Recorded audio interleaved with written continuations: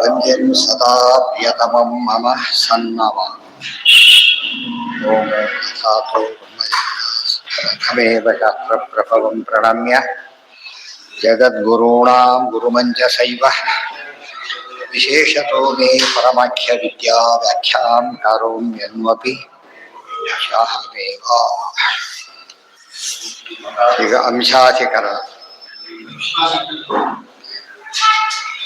ಭೇದಸ್ಯ ಮುಕ್ತೋ ವಚನಾದಪಿ ತತ್ಪಕ್ಷನಿಗ್ರಹಃ ವಿಮೋಹಯೇ ಚ ಸಾದೃಶ್ಯೇ ಇತಿ ವಾಕ್ ಶಬ್ದ ನಿರ್ಣಯೇ ಭೇದಸ್ಯ ಮುಕ್ತೌ ವಚನಾತ್ ಅಪಿ ತತ್ಪಕ್ಷ ನಿಗ್ರಹಃ ಮುಕ್ತಿಯಲ್ಲಿ ಇಲ್ಲಿ ಭೇದ ಇದೆ ಅಷ್ಟೇ ಅಲ್ಲ ಮುಕ್ತಿಯಲ್ಲೂ ಭೇದ ಇದೆ ಅಂತ ಹೇಳಿದಾಗ ಆ ಪಕ್ಷಕ್ಕೆ ಉತ್ತರ ಕೊಟ್ಟದ್ದು ತತ್ಪಕ್ಷ ನಿಗ್ರಹ ಆ ಪಕ್ಷಕ್ಕೆ ಅನುಗ್ರಹ ಅಲ್ಲ ನಿಗ್ರಹವನ್ನೇ ಮಾಡಿ ಆಯಿತು ಖಂಡನೆ ಮಾಡಿ ಆಯಿತು ಅಂತ ಅರ್ಥ ಚೇತನತ್ವಾದಿ ಸಾದೃಶ್ಯಂ ಯದಿ ಅಭೇದ ಇತಿಷ್ಯತೆ ಅಂಗೀಕೃತಂ ತದಸ್ಮಾಭಿಃ ನ ಸ್ವರೂಪೈಕತಾ ಕ್ವಚಿತ್ ಚೇತನತ್ವಾದಿ ಸಾದೃಶ್ಯಂ ಚೇತನತ್ವಾದಿ ಸಾದೃಶ್ಯ ದೇವರು ಚೇತನ ನಾವು ಚೇತನ ಆದ್ದರಿಂದ ಅಭೇದ ಹೇಳ್ತೇವೆ ಅಂತ ಹೇಳಿದ್ರೆ ಅದು ಸಾದೃಶ್ಯ ಅದನ್ನು ಒಪ್ಕೋತೀವಿ ಅಂತ ಹೇಳಿ ಅಂತ ಅಭೇದ ಒಪ್ಕೋತೇವೆ ಆದ್ರೆ ಯಾವ ಭೇದ ಒಪ್ಕೊಳ್ಳೋಕೆ ಸಾಧ್ಯ ಇಲ್ಲ ತಾದಾತ್ಮ್ಯ ರೂಪವಾದ ಅಭೇದ ಒಪ್ಪಲಿಕ್ಕೆ ಸಾಧ್ಯ ಇಲ್ಲ ಸ್ವೀಕೃತಂ ಅಂಗೀಕೃತಂ ತದಸ್ಮಾಭಿಃ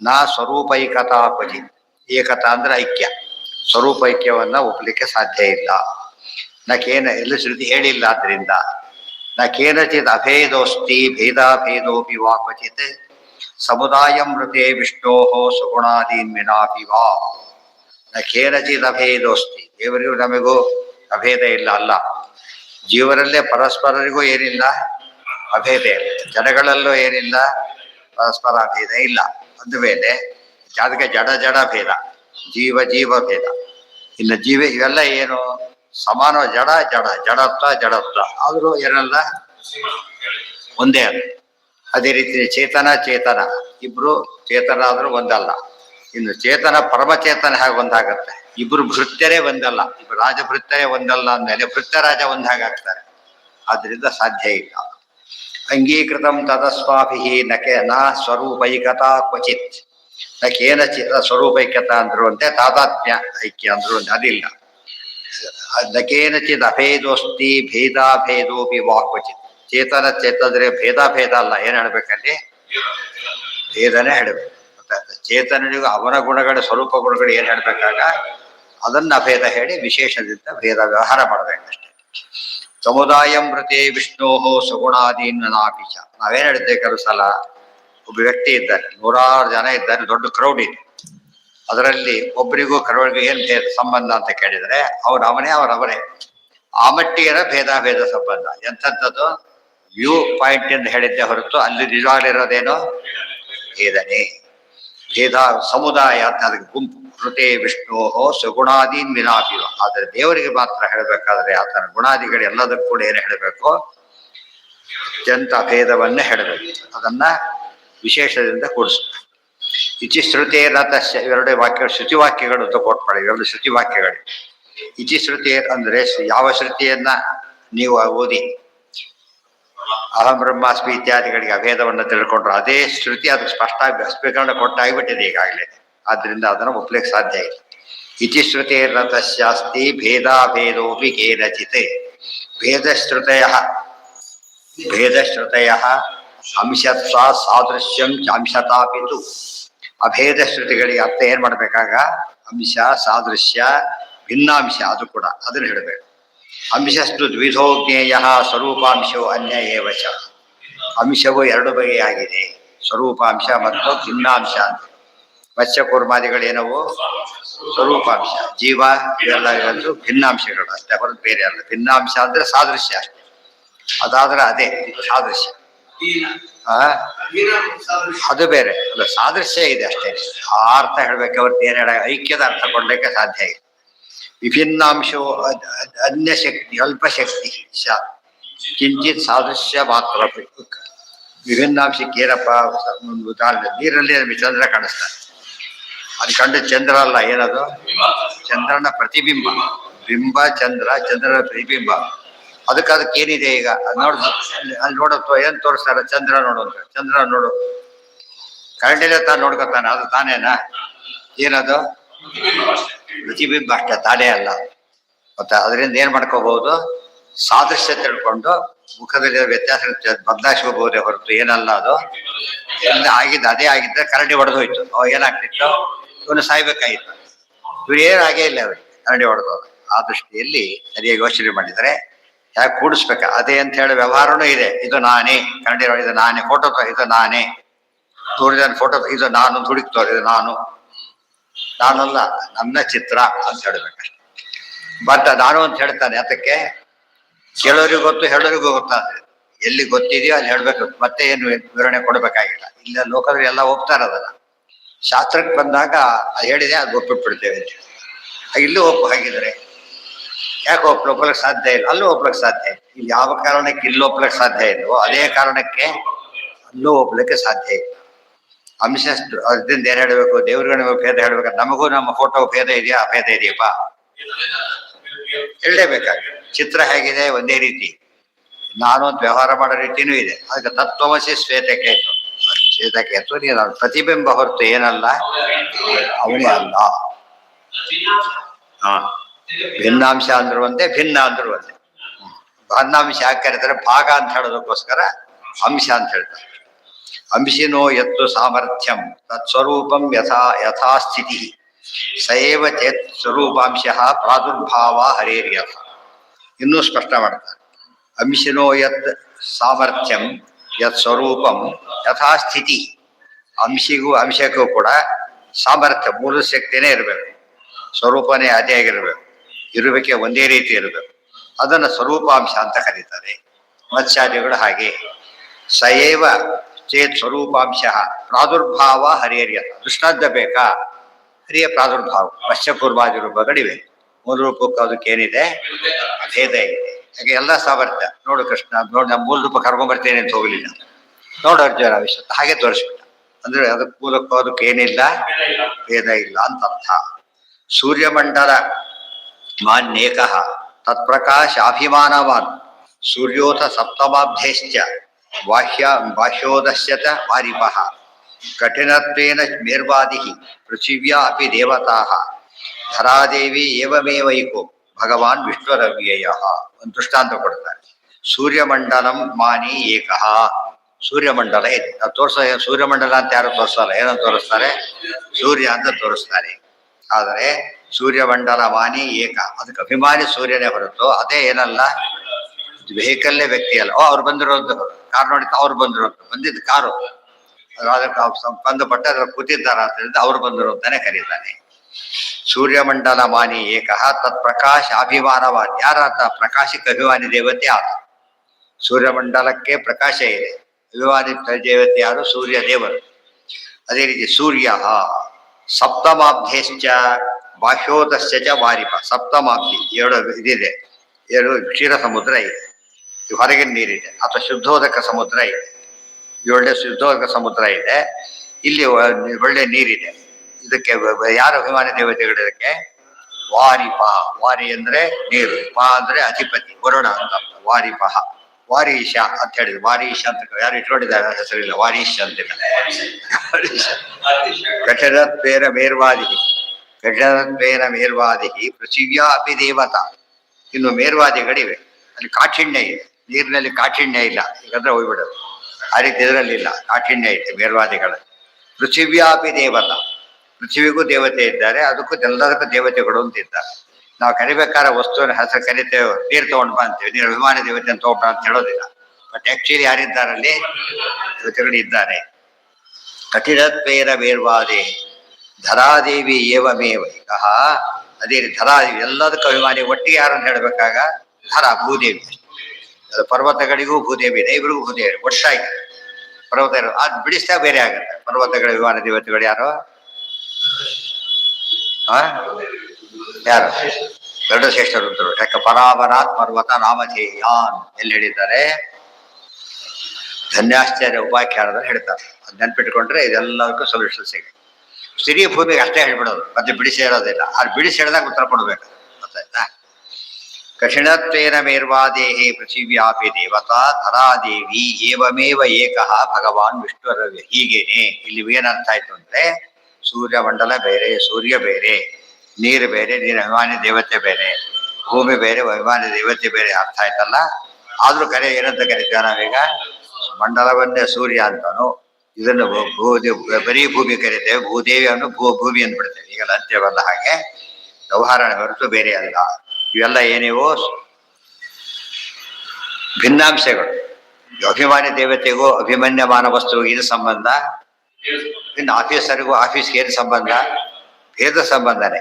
ಆದ್ರೆ ಅಭಿಮಾನಿ ಎಂಬ ದೃಷ್ಟಿಯೊಳಗೆ ಅದು ತೋರಿಸಿತ್ತು. ಅವ್ರು ನೋಡ ಅಲ್ಲಿದ್ದ ಮನೆ ತೋರಿಸ್ತಾರೆ, ಅದೇ ಮನೆ ಅಂತ ತೋರಿಸ್ತಾರೆ, ಅಲ್ಲಿದ್ದಾರ ನೋಡೋದು ತೋರಿಸ್ತಾರೆ.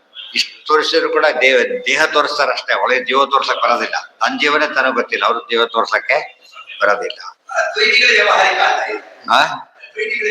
ಅಲ್ಲ, ಈ ವ್ಯವಹಾರ ಅಂದ್ರೆ ಆಕ್ಚುಯಲ್ ಯೂಸೇಜ್, ಅದು ವ್ಯವಹಾರ ಅಂದ್ರೆ ಸುಳ್ಳು. ನಾನಾವತಾರ ಸಾಲ ಎಸ್ಬಿಟ್ಟು ನಾವೇ ವ್ಯವಹಾರಕ್ಕೆ ಇಸ್ಕೊಂಡಿದ್ದೇನೆ ಅಂತೇಳಿ ಅವ್ರು ವ್ಯವಹಾರಕ್ಕೆ ಕೊಟ್ಟು ಮಾಡ್ಬಿಡೋದು. ಆಮೇಲೆ ವಾಪಸ್ ಕೇಳ್ತಾರೆ. ಸುಳ್ಳು ಅಂತ ಹೇಳಿ ವಾಪಸ್ ಕೊಡೋದು ಒಂದು ವಾಪಸ್ ಕೊಡ್ಬೇಕಾಗತ್ತಲ್ಲ. ಸುಳ್ಳೇ ಕೊಡ ಇಲ್ಲ, ಸುಳ್ಳು ಅಂತ ಹೇಳಿ ಕೊಡ್ಬೇಕಾಗಿಲ್ಲ. ತನ್ನ ಬೇಕಾದಾಗ ಅರ್ಥ ಮಾಡ್ಕೋಬಹುದು. ನಾನಾವತಾರ ರೂಪೇಣ ಸ್ಥಿತ ಪೂರ್ಣಗುಣ ಸದಾ. ಪರಮಾತ್ಮ ಅನಂತಾರ ಅಂತ ಅವತಾರ ರೂಪದಲ್ಲಿದ್ದಾರೆ. ಅನೇಕ ನೋಡಲು ಭೇದ ಕಾಣಿಸುತ್ತೆ ಸ್ಪಷ್ಟವಾಗಿ. ಮತ್ಸ್ಯ ಕೂರ್ಮ ಒಂದೇನಾ? ಆಕ್ಚುಲಿ ಮತ್ಸ್ಯ ಕೂರ್ಮ ವರಹ ಒಂದೇನಾಗಲ್ಲ, ಬೇರೆ ಬೇರೆ. ಆ ದೇವರಿಗೆ ಒಂದೇ. ಇದು ವಿಶೇಷ. ನೋಡೋದಕ್ಕೆ ಸ್ಪಷ್ಟ ಭೇದ ಕಂಡ್ರು ಕೂಡ ಏನಲ್ಲ ಭೇದ. ಇಲ್ಲಿ ಭ್ರಷ್ಟ ಅಭೇದ ಕಂಡ್ರು ಕೂಡ ಏನಲ್ಲ ಅಭೇದ ಕಂಡ್ರು ಭೇದ ಇದೆ, ಭೇದ ಕಂಡ್ರು ಅಭೇದ ಇದೆ. ಅದು ಇಷ್ಟು ಸೂಕ್ಷ್ಮ. ಇದೆಲ್ಲ ಯಾಕೆ ಉದಾಹರಣೆ ಕೊಡ್ತಾರೆ ಅಂದ್ರೆ ಸೂಕ್ಷ್ಮ ವಿಚಾರಗಳಿವೆ. ಇದೆಲ್ಲ ನೋಡ್ದೇನೆ ಕಣ್ಣು ಮುಚ್ಚಿಕೊಂಡು ಏನ್ ಹೇಳೋದು ಒಂದೇ ಅಂದ್ರೆ ಏನರ್ಥ ಅಂತ ಕೇಳ್ತಾರೆ.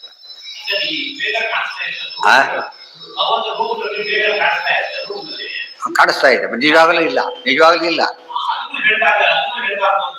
ಅದೇ ಹೇಳ್ತೇವೆ. ಯಾಕೆ ಹೇಳಿ? ಯಾರು ಹೇಳಬಾರ್ದು? ಹೇಳಬಾರದು, ಅದೇ ಹೇಳ್ತಿರೋದು. ಪ್ರಭಾತ ಉದಾಹರಣೆಗೆ ಇದಕ್ಕೂ ಎರಡಕ್ಕೂ ಟೇಬಲ್ ಬೇರೆ, ಚೇರ್ ಬೇರೆ. ಅಭಿಮಾನಿ ಮನೆ ಒಬ್ಬರದೇ, ಮತ್ತೆ ಅದು ಬೇರೆ. ಆದ್ರೆ ಎರಡು ವಸ್ತುಗಳನ್ನ ಒಂದೇ ಅಂತ ಕರೀಲಿಕ್ಕೆ ಸಾಧ್ಯ ಇಲ್ಲ. ದೇವರಿಗೆ ಮಾತ್ರ ಕರೀಲಿಕ್ಕೆ ಬರುತ್ತೆ. ಆತನ ಕೂದಲು, ನಖ ಏನ್ ಹೇಳಿದ್ರು ಕೂಡ ಏನದು ಪರಿಪೂರ್ಣ ದೇವರೇ. ಆ ಸಾಕ್ಷಾತ್ ಸ್ವರೂಪಾಂಶ. ಅವೆಲ್ಲ ಸ್ವರೂಪಾಂಶ ಎರಡು ವಿಧ. ಒಂದೊಂದು ರೂಪದಲ್ಲೂ ಸ್ವರೂಪಾಂಶ, ಎರಡು ರೂಪಗಳು ಸ್ವರೂಪಾಂಶ. ಮತ್ಸ್ಯ ಕೂರ್ಮಾದಿಗಳು ಒಂದೇ, ಮತ್ಸ್ಯ ರೂಪದಲ್ಲಿ ತಲೆ ಬಾಲ ಎಲ್ಲ ಒಂದೇ. ಇದ್ರ ತಲೆ ಬಾಲ ಅದು ಬಂದೆ. ಬೇರೆ ಕಡೆ ಹೇಳಕ್ ಹೋಗ್ಬಾರ್ದು, ಹೇಳಕ್ ಸಾಧ್ಯನೇ ಇಲ್ಲ. ಆದ್ರೆ ದೇವರಿಗೆ ಮಾತ್ರ ಏನ್ ಹೇಳಿದ್ರು ಹೇಳುತ್ತೆ ಅಭೇದ. ಆ ಅಭೇದ ಅಷ್ಟು ಒತ್ತಿ ಹೇಳೋದಕ್ಕೆ ಹೇಳಿದ್ರೆ ಇವ್ರು ಅಭೇದ ಇಲ್ಲಿಗೆ ಅಪ್ಲೈ ಮಾಡ್ಬೋದು. ಹೇಳಿದ್ರು ಅದು ಕಳಿಸ್ತೇನೆ, ನಾನೇ ಬಂದಾಗ ಲೆಕ್ಕ ದುಡ್ಡು ಕೊಡು ಅಂತ ಹೇಳಿದ್ದ. ಮರು ಎಲ್ಲದಕ್ಕೆ ಅದೇ ಶುರು ಮಾಡ್ಬಿಲ್ಲ. ಒಂದು ದಿವಸ ಏನೋ ಮಾತು ಹೇಳಿದ್ರೆ ನಾನೇ ಬಂದ್ರೆ ಹೇಗೋ ಅವ್ರ ಕೈಲಿ ಕೊಡಿ, ಪರವಾಗಿಲ್ಲ, ಹೆವಿ ಅಮೌಂಟ್ ಪರವಾಗಿಲ್ಲ, ನಮ್ಮವನು ಕೊಟ್ಬಿಡಿ ಅಂತ ಹೇಳ್ತಾರೆ. ಇಲ್ಲ ಅಪ್ಲೈ ಎಲ್ಲಿ ಹೋಗ್ಬಿಟ್ಟು ಕಡೆಗೆ ಏನು ಸಿಕ್ಕರು ಅದನ್ನೇ ಮನೆ ಬರ್ಸಿ ಹೆಸರು ಬರ್ಸಿ ಎಲ್ಲದಕ್ಕೂ ಅವ್ರ ಕಡೆ ಸರಿ ಮಾಡಿಸ್ಕೊಬಿಟ್ಟು ಪವರ್ ಆಫ್ ಅಟಾರ್ನಿ ಕೊಟ್ಟು ಮಾತ್ರಕ್ಕೆ ಏನಾಗ್ಲಿಲ್ಲ, ಅದು ಓನರ್ಶಿಪ್ ಇಲ್ಲ. ಅದೇನ್ ಮೆನ್ಷನ್ ಅಷ್ಟಕ್ಕೆ ಮಾತ್ರ ಅಧಿಕಾರಿ. ಬೇರೆ ಬಟ್ಟೆ ಒಂದೊಂದು ಸ್ಪೆಸಿಫಿಕ್ ಬೇರೆ, ಜನರಲ್ ಬೇರೆ. ಸ್ಪೆಸಿಫಿಕ್ ಕೊಟ್ಟರೆ ಅದೊಂದೇ ಮಾಡಕ್ ಬೇರೆ ಉಪಯೋಗಿಸಾಗಿಲ್ಲ. ಜನರಲ್ ಕೊಟ್ರೆ ಸಂಬಂಧಪಟ್ಟ ವ್ಯವಹಾರಗಳು ಮಾಡ್ಕೋಬಹುದು ಅಷ್ಟೇ. ಅವ್ರು ಎಲ್ಲಾರು ಮಾಡ್ಕೋತಾರೆ ಸಾಮಾನ್ಯ, ಅದು ತಪ್ಪು. ನಾನಾವತಾರ ರೂಪೇಣ ಸ್ಥಿತ ಪೂರ್ಣಗುಣ ಸದಾ. ಇನ್ನು ದೃಷ್ಟಾಂತ ಕೊಡ್ತಾರೆ. ವಿಣ್ಮೂತ್ರ ದಿಭಿಮಾನಿನ್ಯೋ ಯಥಾ ಅಪಭ್ರಷ್ಟ ದೇವತಾ. ಈಗ ನೀರಿನ ಪ್ರಶ್ನೆ ಬಂತು. ನೀರಿನಲ್ಲೂ ಕೂಡ ಶುದ್ಧೋದಕ ಅಂತಿದೆ, ಲವಣೋದಕ ಅಂತಿದೆ, ಆಮೇಲೆ ಅಗ್ರೋದಕ ದೇವ್ರ ಪೂಜೆ ತರ್ತೇವೆ. ಎಷ್ಟು ವೆರೈಟಿ ಇದೆ. ಬರೀ ಕುಡಿಯೋ ನೀರು ಬೇರೆ, ಸ್ನಾನದ ನೀರು ಬೇರೆ, ಎಷ್ಟು ವ್ಯತ್ಯಾಸ ಹೋಗ್ತಾ ಬರ್ತದೆ. ಕೊಂಡು ಮಿಣ್ಣು ಮೂತ್ರ ಬಂತೀಗ. ಬಿಟ್ಟಂದ್ರೆ ಮಲ, ಮೂತ್ರ ಅಂದ್ರೆ ಮೂತ್ರ, ಮೂತ್ರ ಕೂಡ ನೀರೇ ಅಂಥೇಳಿ ಅದು ಯಾವ್ದು ವೇದ ಇದೆಯೋ ಇಲ್ವೋ ಎಲ್ಲ ಅದ್ರ ಪಜಿತ ಆಗುತ್ತೆ. ಅದಕ್ಕೆ ಇದ್ಮೇಲೆ ನೀರ್ಯಾಕೆ ಕುಡಿಬೇಕು ಹೇಗಿದೆ, ನೀರ್ಯಾಕೆ ಕುಡಿಬೇಕಾಗಿದೆ ಪ್ರಶ್ನೆ ಬರುತ್ತೆ. ಎರಡು ಒಂದೇ ಆದ್ಮೇಲೆ ನೀರಿಲ್ಲ ಅಂತ ಯಾಕಪ್ಪ ಗೋಳ ಆಡ್ಬೇಕು? ಬೇಡ ಬೇಡ. ವಿಣ್ಮೂತ್ರ ಆದ್ರೆ ಜನರಲ್ಲಿ ನೀರು ಹೋಗಿ ಹೇಳ್ಬಿಡ್ತೇವೆ. ಆದ್ರೆ ಕೊರೋನಾ ಅಂತ ಹೇಳ್ಬಾರ್ದು. ಅಪಭ್ರಷ್ಟ ದೇವತೆಗಳು ಯಾರವರೆಲ್ಲ ಕೆಟ್ಟವ್ರು. ಸ್ಯಾನಿಟರಿ ಇಂಜಿನಿಯರ್ ಅವರು ರಿಪೇರ್ ಇಳಿತಾರೆ ಕೆಳಗೆ, ಇಳಿಯೋದಿಲ್ಲ, ಇಳಿಯೋರೇ ಬೇರೆ. ಆದ್ರೆ ಕಂಟ್ರೋಲ್ ಮಾಡೋದಿಲ್ಲ. ಆದಷ್ಟಿಂದ ಹೆಸರು ಸ್ಯಾನಿಟರಿ ಇಂಜಿನಿಯರ್ ಅಂತಿದ್ರು ಕೂಡ ಅಂತ ಸ್ಯಾನಿಟರಿ ವರ್ಕ್ ಮಾಡಿಸ್ತಾನೆ ಹೊರತು ನಾನೇ ಮಾಡೋದಿಲ್ಲ. ಯಥಾ ವರ್ಣರ್ ಪಾತ್ರ ಇದೆ, ಇಲ್ಲ ಅಂತ ಅಲ್ಲ, ಆದ್ರೆ ಈ ರೀತಿ ಪಾತ್ರ ಇದೆ. ಯಾವ ರೀತಿ ಶುದ್ಧ ಉದಕಕ್ಕೆ ಆಗಿದೆ ಆ ರೀತಿ ಇಲ್ಲ. ವಿಣ್ಮೂತ್ರ ದಿಭಿಮಾನಿನ್ಯೋ ಯಥಾ ಅಪಭ್ರಷ್ಟ ದೇವತಾ. ಇದೆಲ್ಲ ಅಂಶ, ಹೆಸರು ಅಂಶಾಧಿಕರಣ. ಅಂಶ ಎಷ್ಟು ವೆರೈಟಿ ಅಂಶಗಳಿದ್ದೆಲ್ಲ ಇದೇ ಒಂದು ಪ್ರಕರಣ. ಸರಿಗೆ ಇಷ್ಟು ಓದ್ಕೊಂಡ್ಬಿಟ್ರೆ ಪ್ರಕರಣ ಗ್ರಂಥ ಆಯ್ತಾ. ಆಗ ಯಾವ ಅಂಶದಲ್ಲಿ ಭೇದ ಹೇಳಬೇಕು ಹೇಳಬಾರ್ದು ಅಂತ ಗೊತ್ತಾಗ. ಇಷ್ಟೆಲ್ಲ ಓದಿದ್ರೆ ಭಗವದ್ಗೀತೆಯಲ್ಲಿ ಬರುತ್ತೆ ಮಮೈವಾಂಶವು ಜೀವಭೂತ ಜೀವಲೋಕೆ ಸನಾತನ. ಇನ್ನು ಮಮೈವ ಅಂಶ, ನನ್ನ ಅಂಶವೇ, ನನ್ನ ಅಂಶವೇ, ನನ್ನ ಅಂಶವೇ, ನಮ್ಮ ಅಂಶ ಮಾತ್ರವೇ ಆಗೋದು, ಅಂಶ ಮಾತ್ರನೇ. ಅಲ್ಲೂ ಕೂಡ ಸೇರಿಸ್ಕೋಬೇಕು, ಭಿನ್ನಾಂಶ ಮಾತ್ರನೇ. ಇಷ್ಟೆಲ್ಲ ಕ್ಲಾರಿಟಿ ಇದೆ, ಓದ್ತಾ ಬರುತ್ತೆ, ಉದಾರ ಬರೋದಿಲ್ಲ. ಇಲ್ಲವ್ರು ಗೀತಾರ್ಥ ಹೇಳೋದಕ್ಕೂ ಬರೋದಿಲ್ಲ.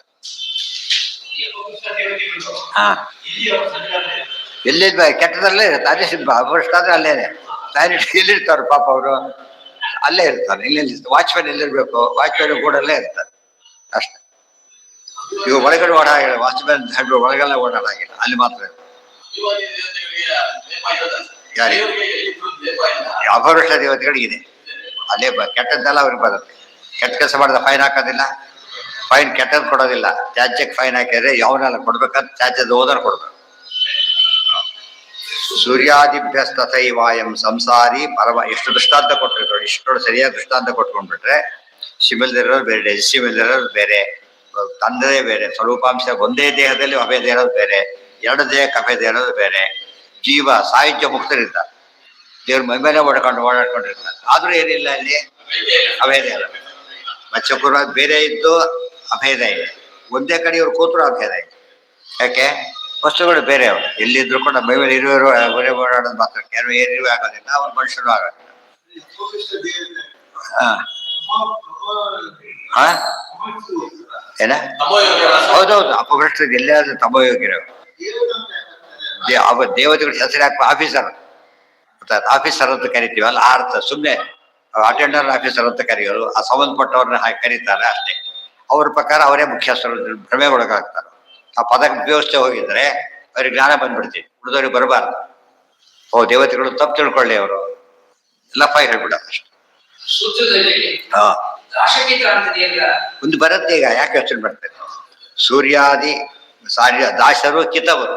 ದಾಸರು ಅಂದ್ರೆ ಬೆಸ್ತರು, ಕಿತವರು ಅಂದ್ರೆ ವಂಚಕರು.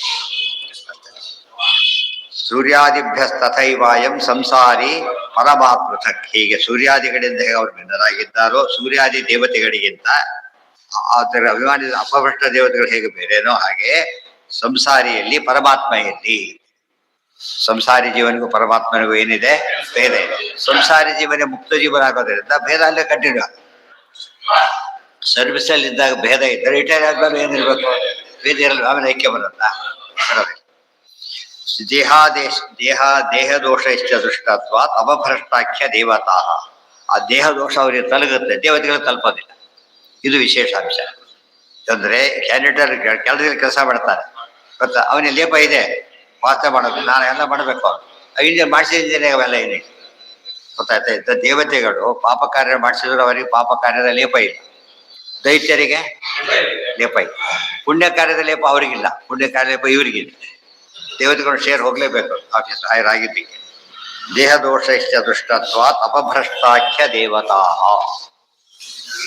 ಇನ್ನು ಮುಗಿದಿಲ್ಲ, ಏನು ನಾಳೆ ಮುಗಿ, ಈಗ ಪಾದನೂ ಮುಗಿಯುತ್ತೆ ನಾಳೆ. ನಾಳೆ ಅಂದ್ರೆ ನಾಡಿಗೆ ಪಾದನೂ ಮುಗಿಯುತ್ತೆ, ಅದು ಮುಗಿಯುತ್ತೆ. ಇನ್ನೂ ತುಂಬಾ ವಿಷಯ ಇದೆಲ್ಲ ಸರಿಯಾಗಿ ಆಯಾ ಅಧಿಕರಣ ಓದಿ ಗಟ್ಟಿ ಮಾಡ್ಕೊಂಡ್ಬಿಟ್ರೆ ಆ ವಿಷಯ ಮುಗಿತು ಅಂತಾನೆ ಅರ್ಥ. ಎಲ್ಲೆಲ್ಲೂ ಅದು ಕನ್ಫ್ಯೂಷನ್ ಇರೋ ಅವಕಾಶನೇ ಇರೋದು.